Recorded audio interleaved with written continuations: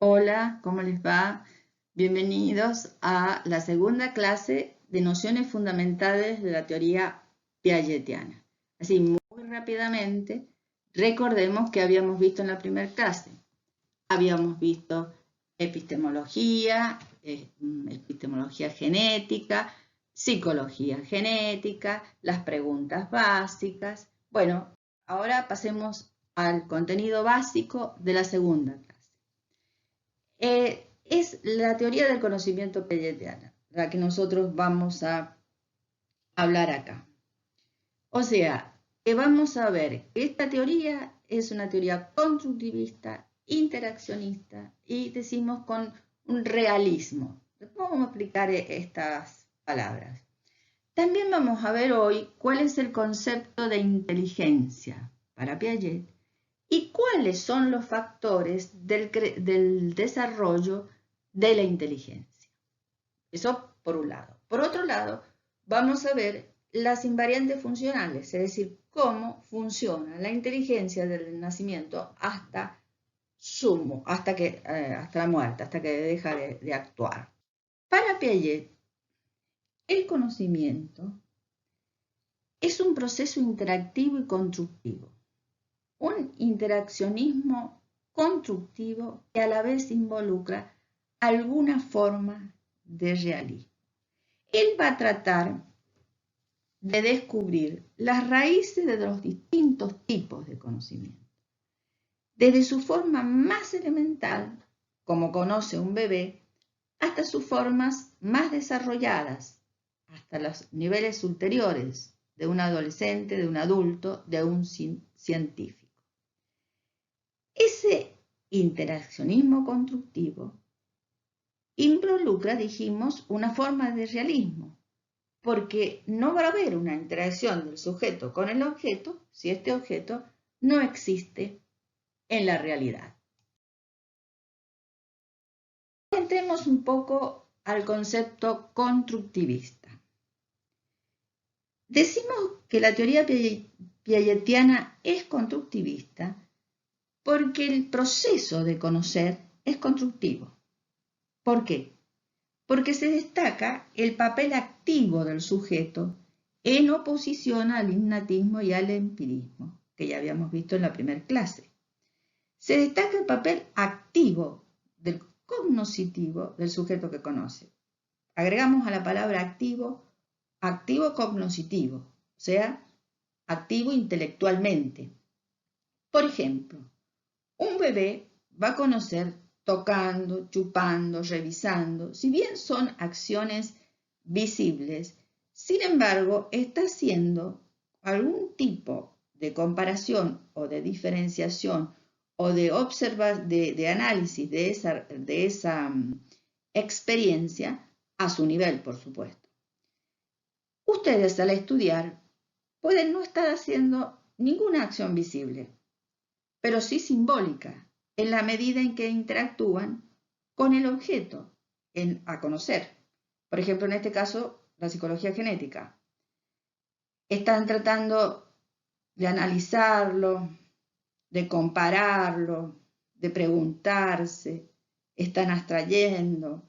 O sea, hay toda una actividad simbólica, hay un sujeto activo cognitivo. El conocimiento se construye por la acción transformadora del sujeto sobre el mundo. Ambos, sujeto que conoce y mundo, se construyen a través de la acción a lo largo de un proceso de diferenciación. O sea, a medida que uno va conociendo más una realidad, la realidad, va a ir distinguiendo, va a ir teniendo más elementos para comprenderla, va a ir organizándola simbólicamente más. Cuando nosotros consideramos la acción desde el punto de vista cognoscitivo, la pensamos como un movimiento cognitivo que otorga significación al mundo. Es un movimiento que se dirige sobre objetos con una intención, con cierta intencionalidad. busca comprender ese objeto. ¿Qué es? ¿No? Comprenderlo. Y que tiende a otorgar significado al mundo. Tiende a darle al mundo algún sentido posible para ese sujeto. El término acción, como lo hemos visto entonces, no es cualquier movimiento, ¿no es cierto? Emila Ferreiro dice uno puede estarse moviendo mucho y no conocer nada, y alguien puede no estar haciendo ningún movimiento visible y sin embargo estar haciendo una intensa actividad cognitiva, una intensa actividad simbólica. Esto quiere decir que conocer no es mirar, simplemente observar, escuchar, sino que el conocer arranca de una actividad transformadora.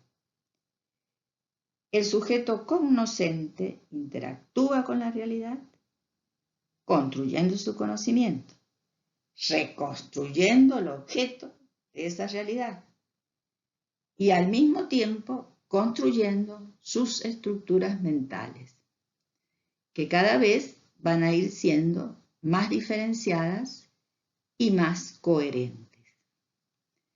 Esa construcción del conocimiento es continua, es un progreso cognitivo, es el constructivismo. Va a haber estructuras menores, más rígidas, menos abarcativas, en las primeras etapas del bebé, el niño de 3, 4 años, hasta estructuras mucho más móviles, que han ido reestructurando estructuras anteriores.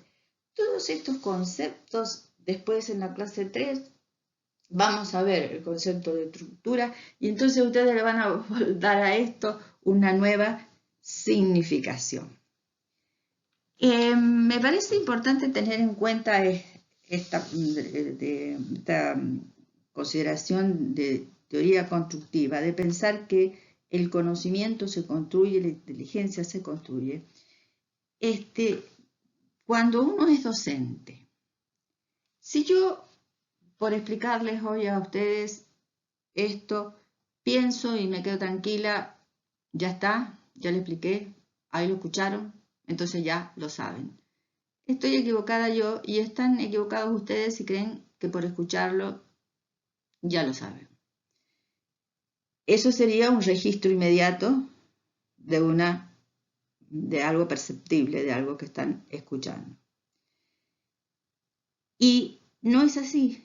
Es necesario que exista entre este objeto que yo le estoy mostrando y ustedes que lo están captando, y ustedes como sujeto cognoscente, es necesario que exista una actividad cognitiva rica por parte de ustedes que tratan de conocer este objeto. Solo se va a adquirir el conocimiento si el sujeto lo reconstruye, si lo hace suyo, modificando sus marcos conceptuales anteriores.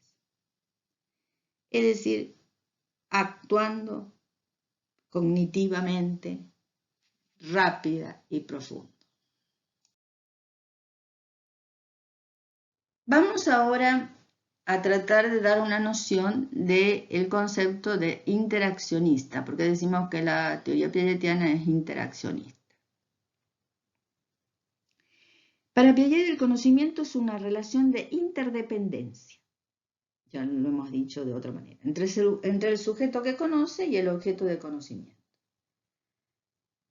O sea, es un proceso dialéctico. Todo conocimiento es el producto de una interacción que implica siempre una parte que es provista por el objeto, con sus propiedades físicas, sociales y culturales, y una parte que es provista por el sujeto, con la organización de sus esquemas de asimilación en el momento en que está interactuando con ese objeto. Digámoslo de otra manera, el origen del conocimiento no radica en los objetos, ni tampoco en el sujeto, sino en la relación entre ambos. Y esto es opuesto a las epistemologías clásicas, lo vimos en la primera clase.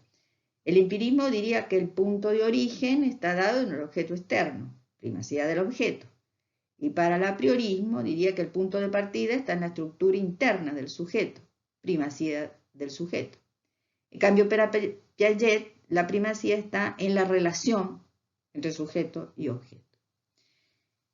Por ejemplo, veamos un ejemplo que da Piaget y que ustedes lo han visto en uno de los videos, creo que es en el que Aprender a Pensar de Juan de Val, que las profesoras le han hecho llegar, sobre esa experiencia en que le muestran al niño un frasco, una botella, un frasco lleno hasta la mitad de un líquido coloreado. Entonces el niño lo ve, debe dibujarlo, como está, lo dibuja, y después inclina, el entrevistador inclina el frasco de manera que ocupa una posición oblicua con respecto a la mesa. Y se le pide al niño, nuevamente, que dibuje, que copie lo que ve. El niño dibuja la mesa, el frasco oblicuo, pero el nivel del líquido adentro, en un niño de 5 años, lo va a dibujar pegado al fondo de la botella, como si fuera una parte de la botella, se mueve con la botella toda. Por más que la botella esté inclinada, sigue estando pegado al fondo. En cambio, un niño de 9 años dibuja el agua conservando el plano horizontal en relación a la mesa. Al desplazarse, cambia la posición del recipiente. Pero para poder hacer ese dibujo adecuadamente, haciendo el agua horizontal a la mesa, por más que el frasco esté inclinado, es necesario salir de los puntos de referencias del recipiente y buscar referencias inmóviles fuera del recipiente, o sea, en la mesa. Todo eso supone un esfuerzo de coordinación que va más allá de lo que se percibe. Los niños están en forma cotidiana presenciando esto. Se sirve agua de una botella y pasa eso. Es decir, que no es una experiencia que la ve extraordinariamente, sino que cotidianamente ve que al servir agua de la jarra se inclina, pero el agua queda horizontal a la mesa. Sin embargo, no tiene un niño de 5 años los esquemas para poder leer o registrar ese hecho. Es necesario, para hacerlo, poseer instrumentos adecuados de lectura o de registro. Es necesario tener un esquema de asimilación que lo permita captar.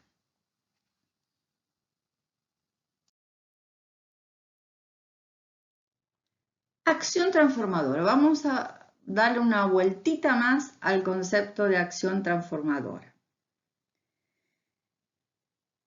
La acción transformadora, dice, sobre el mundo implica 2 cosas: una transformación del objeto y una transformación del sujeto.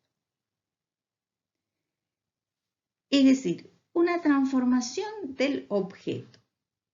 A veces consiste en modificar la posición o los movimientos del objeto para explorar su naturaleza. Estamos conociendo un auto, abrimos las puertas, nos arrancamos, lo hacemos ir para adelante, para atrás, estamos explorando su naturaleza. Hay otra transformación del objeto que es conceptual, que es la más importante y que consiste en enriquecer el objeto con propiedades o relaciones nuevas que conserva las propiedades actuales del objeto. O sea, el objeto no va a dejar de ser lo que es, el auto no va a dejar de ser auto, por más que yo haga esta transformación conceptual. Pero va a completar, se le van a agregar significaciones nuevas que derivan de la acción sistemática y que no son extraídas del objeto mismo. Por ejemplo, se lo va a clasificar dándole cualidades distintas. Y a lo mejor uno va a expresar, bueno, este auto me va a servir para de medio de transporte, no más voy a andar en colectivo, va a andar bárbaro como medio de transporte para mis actividades. O sea, estoy enriqueciendo el concepto, estoy enriqueciendo a ese objeto a través de propiedades que yo le pongo al objeto. Pero en esa relación de objeto y sujeto, la acción transformadora también va a transformar al sujeto. ¿Cómo lo va a transformar? Ampliando el dominio de aplicación de sus esquemas, modificando sus esquemas cognitivos. Veamos, por ejemplo, este ejemplo de la nena, y lo vemos ahí en la imagen, un gatito y una ardilla. ¿Qué queremos mostrar acá? Cómo esta nena va a ampliar sus conocimientos, a transformarse como sujeto de conocimiento. Ella tiene el concepto de gato. Ha visto varios gatos y ha visto las semejanzas, y si bien ha habido diferencias de color o de tamaño, no han sido demasiado significativas como para que no entraran en el esquema de gato. Con este esquema ella puede manejarse ante nuevas situaciones. Un día se encuentra con una ardilla, la primera vez que la ve, y le parece un gatito. Lo asimila al concepto de gatito. Pero, por curiosidad, va a acercarse a la ardilla se va y después se para, se detiene, se sienta en dos patitas, toma una cosa con las dos patitas o manitas delanteras, y la niña la sigue observando y nunca vio un gato que se sentara en las dos patas traseras, tampoco vio un gato con colas tan gordas. Entonces la niña está notando las diferencias con el gato y comienza a armar un nuevo esquema, distinto al gato. Este nuevo esquema se va a llamar gatito divertido. O sea, tiene dos esquemas ahora para enfrentar la realidad. El de los gatos y el de los gatitos divertidos. Pasados unos días, estando con la madre también en el patio, ve una ardilla y le dice, mamá, mira, un gatito divertido. Y la madre le dice, ah, es una ardilla. Ahora la niña, para este otro esquema que usaba el nombre gatito divertido, la madre le aportó el nombre de ardilla, pero que ese vocablo va a incluirse en un esquema armado por la niña, que es el de gatito divertido. De esta manera, ahora la niña tiene dos esquemas, ampliado su conocimiento, que le van a permitir una relación más eficiente con el medio.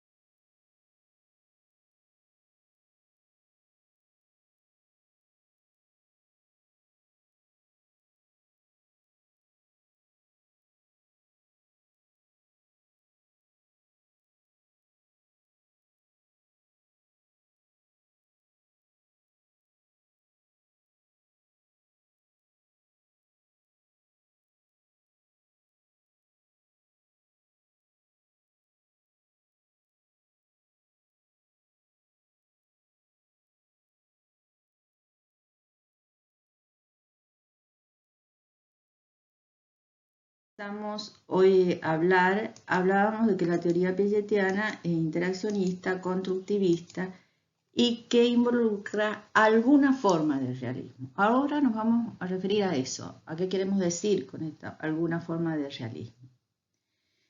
Cuando en la teoría piagetiana se habla de objeto, no queremos indicar que el objeto sea un objeto concreto de la realidad, sino que se está refiriendo al objeto de conocimiento. El objeto de conocimiento es aquello que podemos conocer en la medida que ejercemos nuestra acción significativa sobre el mundo.